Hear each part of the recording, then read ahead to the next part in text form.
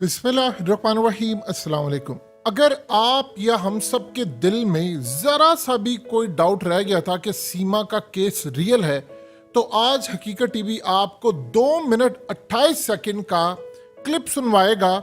आप उस क्लिप को सुनिए, देखिए, उसके बाद आप बिल्कुल क्लियरली बता देंगे कि ये मिशन था सीमा का, जो या तो वो मुकम्मल करके गई है या अधूरा मिशन था। क्योंकि जो गुफ्तगू उसने वहां पर जाकर की है, अब वहां पर उसने जो बातें की हैं उससे सारा भांडा फूट गया है। वो क्लिप दिखाने से पहले आपको थोड़ी बैकग्राउंड बता दें कि असल में मामला क्या है। देखिए, सीमा ने कहा कि उसकी शादी को 10 साल हुए हैं। ये जरा उसका आईडी कार्ड देखिए। इस आईडी कार्ड के ऊपर उसकी एज आ रही है, 2002 में वो पैदा हुई है, और वो कह रही है कि जी मेरी शादी को 10 साल हुए हैं, मेरी 27 साल उम्र है, मैं 27 साल पाकिस्तान में रही हूँ। सबसे पहली बात, आईडी कार्ड के ऊपर उसके 21 साल उम्र लिखी है। अगर 10 साल उसकी शादी को हुए हैं तो इसका मतलब है उसकी शादी 12 साल या 10 साल की उम्र में हुई है। तो इस सूरत हाल में उसके जो बच्चे हैं 4, और बच्चों की जो एज है वो तकरीबन 6 साल से कम है। यानी जितने भी उसके सारे बच्चे हैं, वो जब वो 18 साल की थी, इसका मतलब है कि 18 साल से पहले उसके 4 बच्चे हो चुके हुए थे। सबसे बड़ा तो झूठ ये है। फिर उसके बाद उसके आईडी कार्ड के ऊपर एज जो लिखी हुई है वो 21 साल है। वो कह रही है मैं 27 साल पाकिस्तान में रही हूँ। तो वो नादरा के अंदर क्या उसके चारों के चारों बच्चे रजिस्टर्ड है? फिर इस सारी सूरत हाल के अंदर जो असल कहानी है, जो अभी तक किसी को समझ ही नहीं आ पा रही, वो ये है कि इंडिया के अंदर वो जाती है और वो कहती है मैं पबजी, ये जिस खामन से उसकी शादी हुई थी हैदर से, उसको उसने मिस कॉल दी थी, और मिस कॉल के बाद उससे राब्ता हुआ और 4 माह बाद मोहब्बत में बदल गई शादी, और उसके बाद उसने शादी कर ली, बच्चे हो गए। वहां से वो दुबई जाती है, वो नेपाल जाती है एक दफा, दूसरी दफा नेपाल जाती है, बच्चों को लेकर इंडिया पहुंच जाती है। बॉर्डर पर उसको कोई रोकता नहीं है। उसके बाद पाकिस्तानी आईडी कार्ड होता है, उसको ना वो जासूस या कुछ ऐसी सूरत है, चुप करके उसको एक्सेप्ट कर लेते हैं। अदालत भी उसको रिहा कर देती है। और अचानक से वो सचिन, जिसको हवा लगे तो वो उड़ जाए, वो शख्स कहता है कि मैं इसके चारों बच्चों को अपना दर्जा दूंगा बाप का, और ये मेरे बच्चे हैं। यानी आप अंदाजा कर ले, हम इंडिया पाकिस्तान की सूरत हाल का हमें क्या नहीं पता कि किसी औरत का एक बच्चा हो, उसे कोई शादी करने को तैयार नहीं होता। तुम 4-4 बच्चे, वो भी पाकिस्तानी हो, और वो भी तुम्हें अता पता ना हो। लेकिन सबसे बड़ा अहम है वो क्लिप जो आपको दिखाने जा रहे। 2 चीजें आपने नोट करनी है उस क्लिप के अंदर, जो सबसे ज्यादा अहम है। सीमा का लहजा देखिए। देखिए, जो भी पाकिस्तानी होता है, चाहे जैसा भी है, वो कहता है कि मुझे नमाज आती है। यानी अगर मुसलमान है तो कलमा तो कम से कम आता है उसको। उसने पूछा कलमा सुनाओ, उसको कलमा नहीं आता। उसने कहा कोई सूरत सुना दो, चलो। उसने कहा नहीं है। तो उसने कहा चलो ये बता दो नमाज की कितनी रखते हैं, उसको वो भी नहीं पता। उसने कहा कुल हुवल्लाह सुना दो। वो इंडिया में होकर उसे कह रहा है कि यार कुछ तो सुना दो, कुछ तो पता होगा, ला इलाहा इल्लल्लाह सुना दो। उसको वो भी नहीं बोलना आता। उसने कहा अल्हम्दु सुना दो, वो भी नहीं वो बोल सकती। अब उसके बाद वहां पर आपने गौर करनी है एक और बात। आप बताइए, पाकिस्तान में रहने वाला कब से ये कहना शुरू हो गया है पति पत्नी? कब से पाकिस्तान के अंदर रहने वाला वो तमाम वर्ड्स जो इंडिया के अंदर टिपिकल हिंदी के हैं वो बोले जाते हैं, उसने वो बोलने शुरू किया? कब से पाकिस्तानी बोलता है? कोई भी नहीं। आपसे कोई पूछेगा कि आपके वालिदैन, आप कहेंगे या तो जिंदा है, हयात है, या फौत हो गए हैं।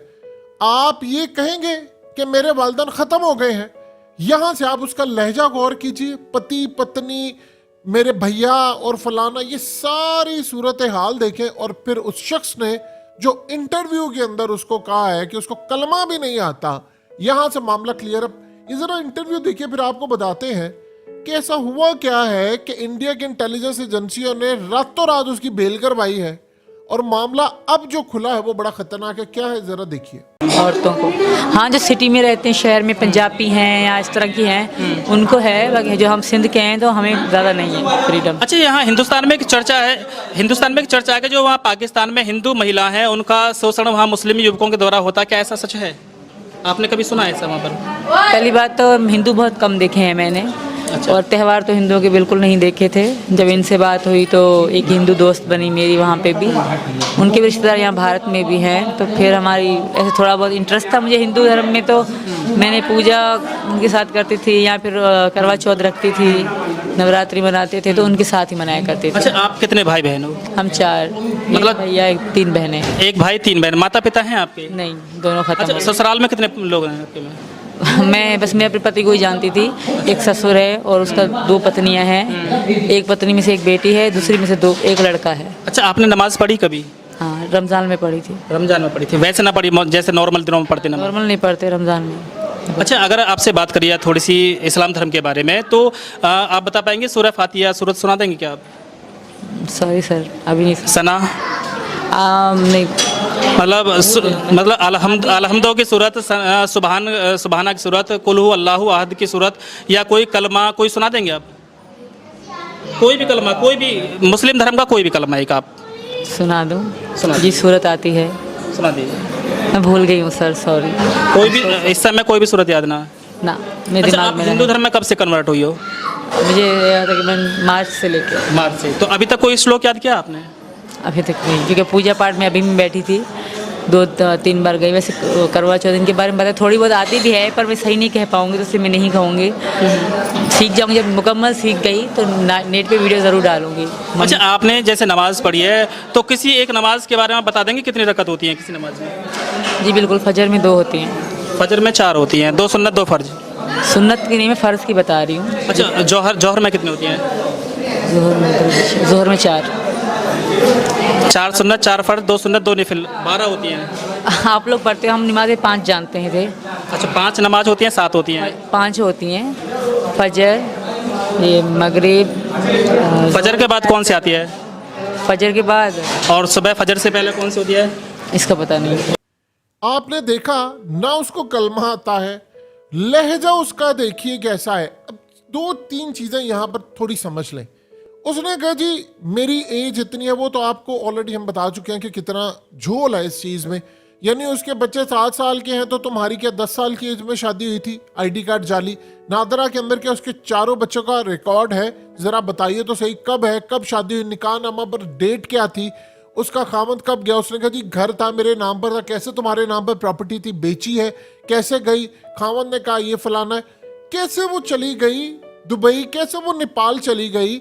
वहां पर किसी ने भारत के अंदर उसको एंटर होता नहीं रोका। और सबसे बड़ी बात, इससे जरा कंप्यूटर पर लगाकर या मोबाइल में से पूछे तुम्हें पबजी खेलनी आती है, उसी वक्त पता चल जाएगा कि तुम कितनी माहिर हो पबजी के अंदर और कितना है वहां पर स्कोप और क्या मामला है, तुम्हें कितनी पबजी आती है, जरा पता चल जाएगा। जिसको बोलने की तमीज नहीं है, जिसको पता नहीं है, और वो इंडियन हिंदी ऐसी बोल रही है जिसकी इंतहा नहीं है, ऐसी कमाल हिंदी बोल रही है कि सारी जिंदगी पाकिस्तानी फिल्मों में देखकर भी वो हिंदी ना बोल पाए, जो वो वहां पर जाकर फर कमाल हिंदी अचानक बोलना शुरू हो गई है। और फिर उसने बताया कि 4 मोबाइल थे और चारों यानी 3 मेरे बच्चों के पास थे मोबाइल और बाकी मेरे पास है। आप सोचिए जरा, महंगे महंगे मोबाइल भाई तुम्हारे पास कहां से आए? तुम्हारे तो खावंद की बकौल इसके कि वो 30-35 हज़ार रुपया कमाता था। 35-40 हज़ार रुपया अगर कोई कमा रहा है तो उसमें आप नेपाल की टिकट कैसे ले सकते? कहती मैंने कमेटियां डाली हैं। तो बताए कमेटियां डाल के मैंने अपना घर लिया था। कैसे तुम घर ले सकते हो पाकिस्तान में? फिर उसके बाद मैं घर बेच दिया। कैसे, कहाँ से वो सोर्स ऑफ इनकम क्या है? और आप अंदाजा कीजिए, जो हैदर से इसकी बातचीत हुई है, उसको एक मिस कॉल मारी थी, मिस कॉल में उसकी कॉल बैक आ गई और वहां से उसकी दोस्ती मोहब्बत। यानी वो कौन सा मिशन लेकर यहां पर थी या वहां पर? ये हमारी अथॉरिटीज चुप करके बैठी हुई हैं, कोई बताने को तैयार नहीं कि यार आपके मुल्क से बच्चे लेकर वो इंडिया चली गई। और जाते ही यानी आप देखिए कि 2 मिनट के अंदर इंडिया के अंदर उसको एक्सेप्ट कर लिया गया, भाभी आ गई, भाभी आ गई। वैसे तो किसी पाकिस्तानी को वो गुजरने ना थे, और जेल अचानक से उनकी जमानत हो जाती है, अचानक से सारे इंटरव्यूज के लिए पहुंच जाते हैं। यानी ऐसा उन्होंने एक्सेप्ट कर लिया है कि ये हमारी ही बेटी है, ऐसे हाथ रखना शुरू हो गए हैं। यानी आप जरा पूछे तो सही, वो कौन सा मिशन कंप्लीट करके पाकिस्तान में आई है, या कौन सा ऐसा मिशन था जो इंडिया में उसने जाकर करना है या बाहर है ये? अब वहां पर लोग इसको जासूस कहते हैं।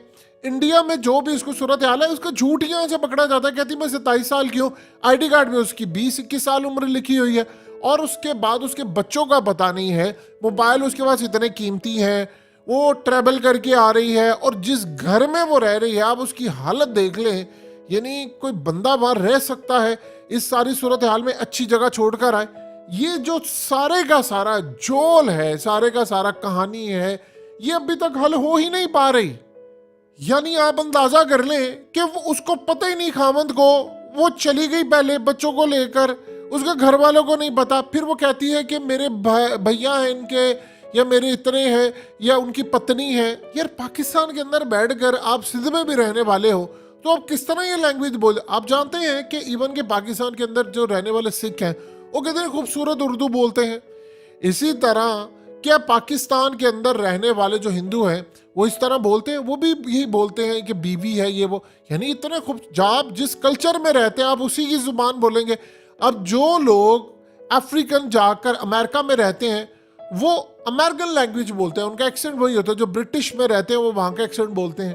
तो ये असल में जो सारी सूरत हाल है ये झोल ही झोल है और रियलिटी उसकी सामने आ ही नहीं पा रही।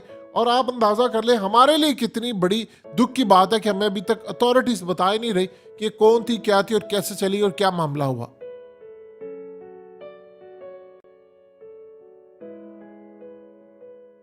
हकीकत टीवी को सब्सक्राइब करना मत भूलें, वीडियो को लाइक करें, शेयर करें और कमेंट सेक्शन में अपनी राय का इजहार जरूर करें।